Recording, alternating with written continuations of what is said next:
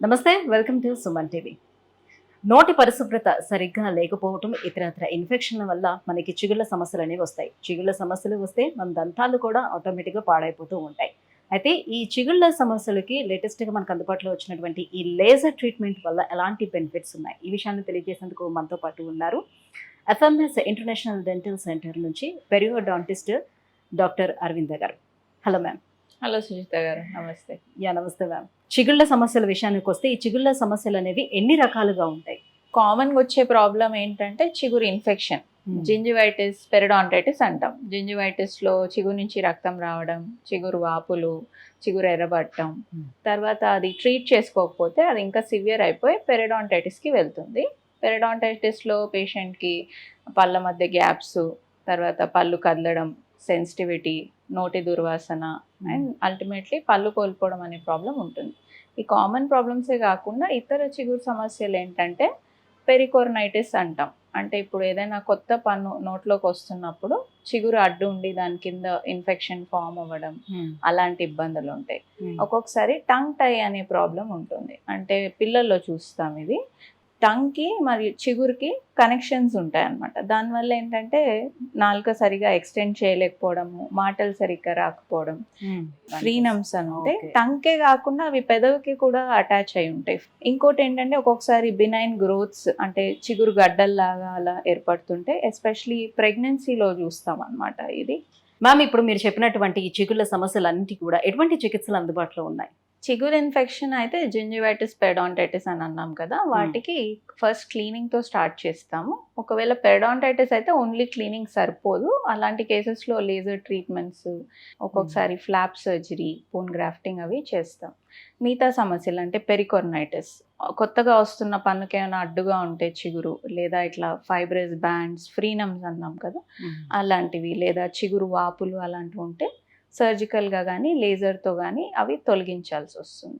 అంటే కొంతమందికి చిగురు అనేది ఎక్కువగా కనిపిస్తూ ఉంటుంది అండ్ మోర్ ఓవర్ అది చాలా బ్లాకిష్గా కూడా ఉంటుంది. ఎందుకు అలా అయిపోతుంది వాళ్ళకి? అంటే మన ఇండియన్స్లో ఇప్పుడు మన స్కిన్ కలర్ మెలనిన్ మనం యూజువల్లీ డార్కర్ వేరే వాళ్ళతో కంపేర్ చేసుకుంటే అది జస్ట్ ఫిజియోలాజిక్, అదేం డిసీజ్ ఏం కాదు. మెలనిన్ అనే పిగ్మెంట్ వల్ల మనకి అలా నల్లగా కనిపిస్తాయి. అయితే అది మన ఫేస్ స్కిన్తో మ్యాచ్ అవ్వకపోతే కొంచెం ఆడ్గా కనిపిస్తుంది. అప్పుడు కరెక్ట్ చేయాల్సి వస్తుంది. అప్పుడు ఏం చేస్తామంటే చిగురు పైన పొర అనేది తొలగిస్తాం. దాంతో కొంచెం చిగురు కొత్తగా మళ్ళీ ఫామ్ అయినప్పుడు పింక్గా టర్న్ అవుతుంది. అప్పుడు పేషెంట్కి కాస్మెటిక్గా కొంచెం బెటర్ ఉంటుంది. ఇట్లాంటి కాస్మెటిక్ ప్రాబ్లమ్స్, ఒక్కొక్కసారి గమ్మీ స్మైల్ అంటాం. అంటే నవ్వినప్పుడు చిగురు ఎక్కువగా కనిపించడం, పన్ను పరిమాణం అనేది తక్కువగా కనిపిస్తూ ఉంటుంది. జింజైవల్ కాంటూరింగ్ అంటాం. ఎక్కువగా ఉన్న చిగురుని కట్ చేసి కొంచెం షేపింగ్ లాగా చేస్తాం. సో ఈ చిగురు కట్ చేసే దగ్గర మనం ఐదర్ సర్జికల్గా బ్లేడ్స్ తోటి చేయొచ్చు, లేకపోతే లేజర్ ట్రీట్మెంట్స్తో కూడా చేసుకోవచ్చు. సో ఇంతకుముందు మీరు ట్రీట్మెంట్స్లో భాగంగా చెప్పారు లెనాప్ అని. సో అంటే ఏంటి ఆ లెనాప్ ట్రీట్మెంట్, ఎలా ఉంటుంది అండ్ లేజర్ చికిత్స వల్ల కూడా ఎలాంటి బెనిఫిట్స్ ఉంటాయి మనకి? లెనాప్ అండర్స్టాండ్ చేసుకోవాలంటే ఫస్ట్ మనం లేజర్లో టైప్స్ ఏంటి అనేది చూసుకోవాలి. ఏ టిష్యూస్ని ట్రీట్ చేస్తున్నాం అనే దాన్ని బట్టి రెండు రకాల లేజర్స్ ఉంటాయి. Soft tissue lasers, hard tissue lasers. Soft tissue లేజర్స్లో డయోడ్, ఎన్డియాగ్ ఇట్లాంటి లేజర్స్ ఉంటాయి. ఓకే, దీంతో సాఫ్ట్ టిష్యూ ప్రొసీజర్స్ చేయొచ్చు. అంటే చిగురు ఇన్ఫెక్షన్ సంబంధిత ప్రొసీజర్స్, లెనాప్, లేదా లేజర్ డిస్ఇన్ఫెక్షన్ అంటాము, పాకెట్ డిస్ఇన్ఫెక్షన్ అలాంటివి, లేదా చిగురు కట్ చేసుకోవడం, కొత్తగా వచ్చే పన్ను చుట్టూ కానీ, లేకపోతే ఈ ఫ్రీనమ్స్ అన్నాను కదా బ్యాండ్స్, అవి కట్ చేసుకోవడానికి ఫ్రీనెక్టమీ అనే ప్రొసీజర్ చేసుకోవచ్చు. దెన్ ఏదైనా గ్రోత్స్ ఉన్న చిగురులో గ్రోత్స్ ఏమైనా ఉన్నది అది రిమూవ్ చేసుకోవచ్చు ఈ లేజర్స్తో. కొత్తగా ఏంటంటే ఇది హీలింగ్లో కూడా తోడ్పడుతుంది కాబట్టి లో లెవెల్ లేజర్ థెరపీ అని చేస్తున్నాం అనమాట. ఇప్పుడు నోటి పూత అంటాం, అల్సర్స్ లాగా వస్తుంటాయి, అది ఫ్రీక్వెంట్గా వస్తుంటాయి కొంతమంది పేషెంట్స్లో. సో వాళ్ళకి ఈ లేజర్ తోటి హీలింగ్ మంచిగా అవ్వడానికి తోడ్పడుతుంది అనమాట. వాళ్ళకి అప్లై చేస్తుంటాం. అండ్ లెనాప్ గురించి అడిగారు. ఇది ఏంటంటే దీని స్పెషాలిటీ, ఇది ఫ్లాప్ సర్జరీకి ఆల్టర్నేటివ్. ఫ్లాప్ సర్జరీ యూజువల్గా పెరిడాంటైటిస్ ఉంటే ఒక సర్జికల్ ప్రొసీజర్ అది. దాంట్లో ఏం చేస్తాం, చిగురు పన్ను నుంచి పక్కకు జరిపి లోపల ఇన్ఫెక్షన్ అంతా క్లీన్ చేసి కుట్లేస్తాం. ఇది ఒక క్లోజ్ ప్రొసీజర్. అంటే మనం చిగురు ఓపెన్ చేయము, దీంట్లో లేజర్ అనేది 2 టైమ్స్ పాస్ చేస్తాం. ఫస్ట్ టైం పాస్ చేసినప్పుడు ఏంటంటే చిగురు లోపల భాగంలో ఇన్ఫెక్షన్ వల్ల టిష్యూ అంతా మారిపోయి ఉంటుంది, పాకెట్ లైనింగ్ అంటాం, అదంతా రిమూవ్ చేస్తాం. సో దాంతో ఉన్న బ్యాక్టీరియా, టాక్సిన్స్ అన్నీ కూడా తొలగిపోతాయి. తర్వాత రూట్ సర్ఫేస్ అంటే వేరు భాగంలో గారా పాచి అంతా ఉంటుంది, దాన్ని హ్యాండ్ ఇన్స్ట్రుమెంట్స్ ఉంటాయి, క్యూరెట్స్ లేదా అల్ట్రాసోనిక్ మెషిన్ తోటి రూట్ సర్ఫేస్ అనేది క్లీన్ చేసుకుంటాం. ఓకే. సో చిగురు క్లీన్ అయిపోయింది, వేరు క్లీన్ అయిపోయాక సెకండ్ టైం ఈ లేజర్ అనేది పాస్ చేస్తాం. అప్పుడు ఏమవుతుందంటే ఇంకేమైనా బ్యాక్టీరియా ఉంటే అవి కూడా తొలగిపోతాయి లేజర్ లైట్ వల్ల. అండ్ హీలింగ్ మంచిగా అవుతుంది, బ్లడ్ క్లాట్ అనేది స్టెబిలైజ్ అయిపోతుంది ఆ ఏరియాలో, ఇంకా బ్లీడింగ్ ఏమి ఉండదు పేషెంట్కి, అండ్ హీలింగ్కి కూడా తోడ్పడుతుంది. ఇది హార్ట్ టిష్యూ లేజర్. ఇవేంటంటే పన్ను, ఎముక లాంటి హార్ట్ టిష్యూస్ ట్రీట్ చేయడానికి వాడతాం. అంటే ఇప్పుడు క్యావిటీస్ ఉంటే పుప్పి భాగం అనేది రిమూవ్ చేయడానికి లేజర్స్ వాడచ్చు, లేదా జ్ఞానదంతం ఉంది దాని చుట్టూ ఎముక రిమూవ్ చేయాలి, అలాంటప్పుడు ఇవి వాడతాం. క్రౌన్ లెంథనింగ్స్ అని కూడా చేస్తుంటాం. అంటే ఇప్పుడు ఏదైనా పన్నుకి క్యాప్ పెట్టాలనుకోండి, ఆ స్ట్రక్చర్ సరిగా లేదు, సరిపోదు అనుకుంటే చిగురు ఎముక తొలగిస్తూ ఉంటాం, అలాంటి వాటికి వాడచ్చు. బ్లీచింగ్కి వాడచ్చు, సెన్సిటివిటీ తొలగించడానికి కూడా ఈ హార్ట్ టిష్యూ లేజర్స్ అనేటివి వాడచ్చు.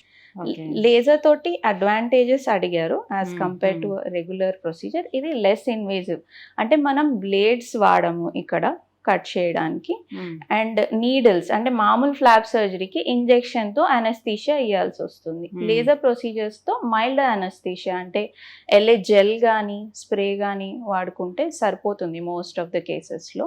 అండ్ సూచర్స్ ఉండవు, కుట్లు ఉండవు, సో మళ్ళీ పేషెంట్ రావాల్సిన అవసరం ఉండదు, హీలింగ్ దానంతది అయిపోతుంది.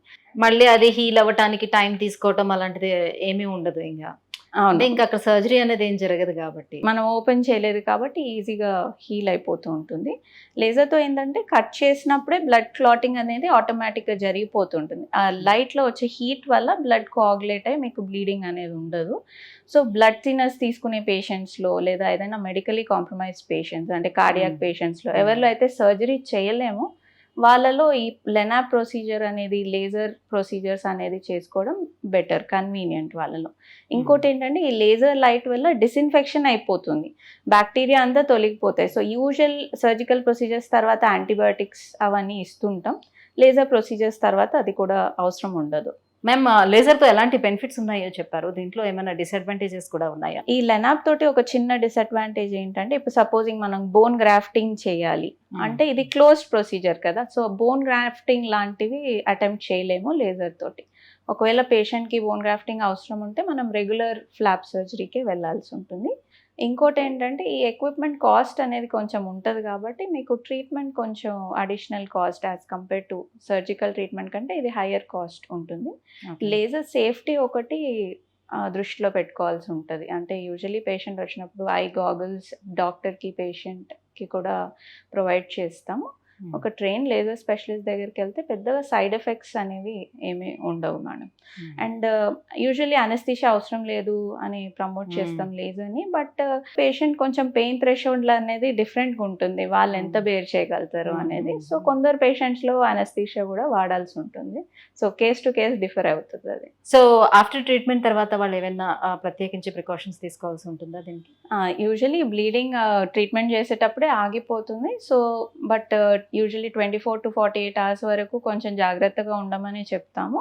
అంటే మళ్ళీ బ్లీడింగ్ ఇంట్లో అవ్వకుండా సాఫ్ట్ ఫుడ్స్ తీసుకోవడము, మరీ హాట్ ఫుడ్స్ అవి తీసుకోకపోవడము అవాయిడ్ చేయమంటాం. స్మోకింగ్ ఏమైనా ఉంటే అవాయిడ్ చేయమని చెప్తాము. యూజువల్లీ కొన్ని రోజుల వరకు అంటే 10 to 14 days వరకు సాఫ్ట్ బ్రష్ అది వాడాల్సి ఉంటుంది. అదర్వైజ్ ఇంకా స్పెషల్గా ఏమి ఉండదు మ్యామ్ లేజర్స్ తోటి. Right, thank you so much ma'am. So చిగుళ్ళ సమస్యలకు కారణాలు అట్ ద సేమ్ టైం అందుబాటులోకి వచ్చినటువంటి లేజర్ ట్రీట్మెంట్ గురించి తెలియజేసినందుకు thank you. Thank you Sujitha గారు.